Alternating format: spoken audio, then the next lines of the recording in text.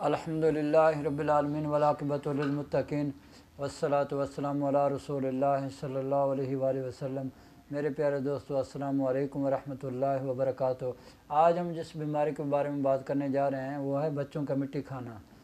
یہ تقریباً ہر گھر کی بیماری بن چکی ہے۔ جن گھروں میں بچے ہوتے ہیں پھر ایک بچہ نہیں، بعض ایسا ہوتا ہے کہ پورے گھر کے بچے مٹی کھا رہے ہوتے ہیں، تو ماں باپ کے لیے بڑی پریشانی بن جاتی ہے، کیونکہ جیسے جیسے وہ مٹی کھاتے جاتے ہیں وہ بچے کمزور ہونے شروع ہو جاتے ہیں۔ پھر ان کو جناب ہرے پیلے دست جو ہیں وہ لگنے شروع ہو جاتے ہیں۔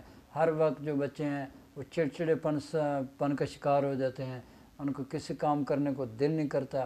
اگر بچہ تھوڑا سا بڑا ہو گیا پھر بھی وہ مٹی کھا رہا ہے اور پڑھائی بھی کر رہا ہے ساتھ ساتھ، ایسے بچوں کو آپ دیکھیں گے ہر بات پہ ضد کرے گا، چڑچڑا پن ہوگا، لڑے گا، روئے گا ہر وقت، اور اس کی ٹانگوں میں شدید درد ہوگا۔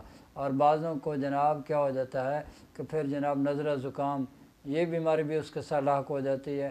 تو جو بچے مٹی کھاتے ہیں وہ پھر کمزور رہ جاتے ہیں، بعضوں کی قد رک جاتا ہے، ان کا قد نہیں بڑھتا، اور بعض جو ہیں وہ ذہنی طور پر بھی بڑے کمزور ہونا شروع ہو جاتے ہیں۔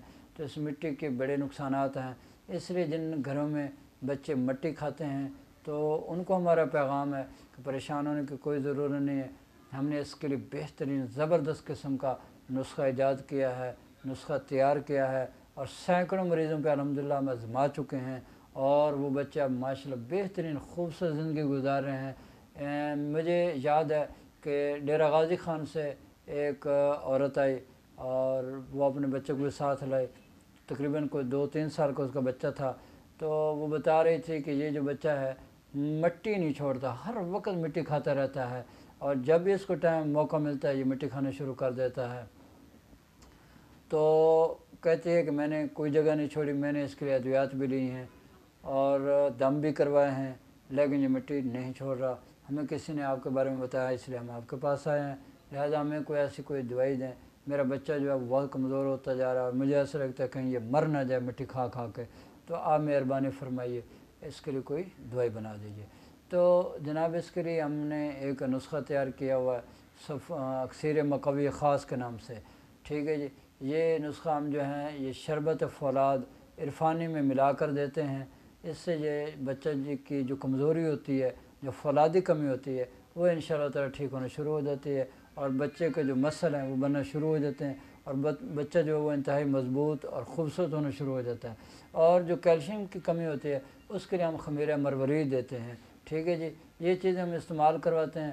بچہ 1 ماہ اگر یہ ہماری دوائی کھا لے تو انشاءاللہ تعالی پھر زندگی میں کبھی بھی وہ مٹی کی طرف دیکھے گا بھی نہیں، اور وہ بچہ آپ دیکھیں گے اس کا قد بھی بڑھنا شروع ہو جائے گا، اور وہ بچہ آپ کا انتہائی سرخ رتا لال خوبصورت ہونا شروع ہو جائے گا، کھانے کے لیے اس کا دل کرے گا، کیونکہ جو بچے مٹی کھاتے ہیں ان کو بھوک بھی نہیں لگتی، بھوک ان کی ختم ہو جاتی ہے، اعصابی طور پر، عضلاتی طور پر، ہر لحاظ سے وہ کمزور ہونا شروع ہو جاتے ہیں۔